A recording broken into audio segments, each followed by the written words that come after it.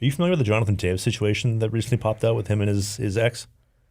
A little bit. I know, obviously being from Chicago and being super excited about the Blackhawks winning the Stanley Cup 3 times. I know that he, during COVID, sort of developed long COVID and had some pretty significant health situations. And he's trying to work his way back into the league. And I know that he had a long-term girlfriend who left him at some point. I don't know the details of it, but I know that there was an issue there. Yeah, I wanted to go into that and I'm just going off of the information that I heard from Brad Richardson, who tells the story. But essentially, long story short, Toews and his missus were together for, 15 years-ish, roughly give or take. Seems like he's done his career. She says, marry me or I'm leaving, the old Gene Simmons, Shannon tweet. He says, listen, I'm not doing that. It's not a good idea. She bounces as re-engaged, or I guess engaged, 6 months later to some other dude. Yep. So, what would you advise to a guy like that where he's got all the money in the world, all the status, everything you could possibly ever imagine, your missus throws it on you, marry me, or else, what would you advise that guy? I mean, I think anyone tells you do this or else, that's generally something you want to be really careful about. What if I want your commitment? I want to know that you love me, that we're going to get married. What would you say? I mean, what do you, if my answer is, what do you feel, right? Like why, so you've been together you're Sidney Crosby, right? You've been together for really long. There's probably reasons you haven't taken this next step. Do those reasons hold true? Is there a reason why you don't want to move forward with that? Maybe there's really good reasons. And so I don't want to be told, hey, I have to do something. But if it's something I want to do, then I do it. If it's something I don't want to do, I want someone telling me I have to do that thing. Yeah, but sometimes the heart screams louder than the brain, man. I heard the heart gets you in a lot of trouble sometimes. I know. I got this from somebody way smarter than me. And this is one of those harsh truths that maybe a lot of people may not like to hear. But I heard that women always have problems. And if you start solving her problems, she'll replace them with a new problem. So you're better off to just leave her with the current problem she has so you don't have to deal with any extra ones. And so in that case where she's like, I want to live together, I want to move in, I want to take the next step, if you have her working towards that goal continuously, it's in the best interest of everybody, as opposed to when have you ever heard a guy giving her everything she ever wanted and then it ends up working out? She always finds something else she wants. I want to be a stay-at-home wife. I want to work at Starbucks. I hate working. I want to be a stay-at-home wife. So is that one of those cases where you would say this is not in your best interest? And how would you advise? I mean, listen, I've heard a rumor that men and women are pretty different. I heard that too.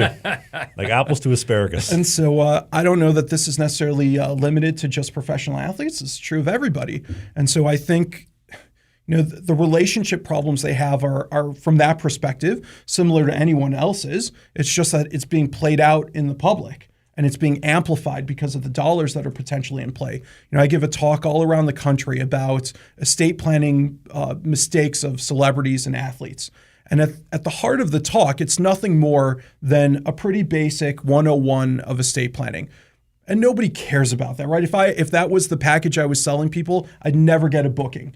But because it's sort of rolled up in the celebrity and the names and the gossip that's rolled in, I beat people away with the stick because of how many people want to hear it.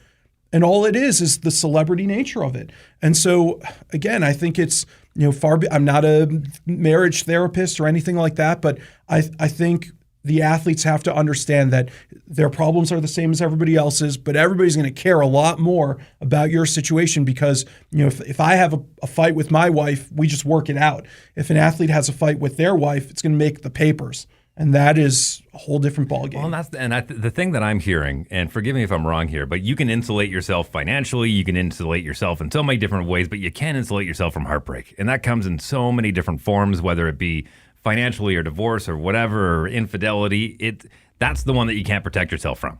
And I think to me, sometimes that's the more important one that you'd want to insulate yourself from. Like some guys, like my kingdom for a horse, some guys would be willing to give it all up just for love, right? Or some people, not just guys. And it's just unfortunate that all of these things have to precede that before it can, be real love. But I mean, we can debate what real love is, but I mean, I give you the example of Jazelle, right? You show me Jazelle, maybe the most beautiful woman in the world, and she's had tons of ex-boyfriends. Tom Brady chose to walk away from her. Listen, if that happens to Tom Brady, maybe the best-looking dude in the world, and Jazelle, maybe the best-looking female in the world, I mean, good Lord, I'm lucky I have a wife. But this happens, right? Relationships are complicated, and just a regular person's relationship is complicated. But now you're putting, the pressures of signing professional contracts, the pressures of, all these hangers-on, and people trying to sort of get a piece of you.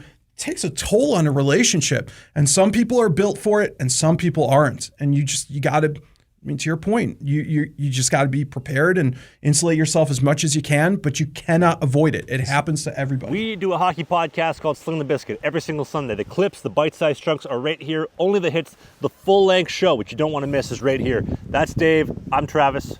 We'll see you soon.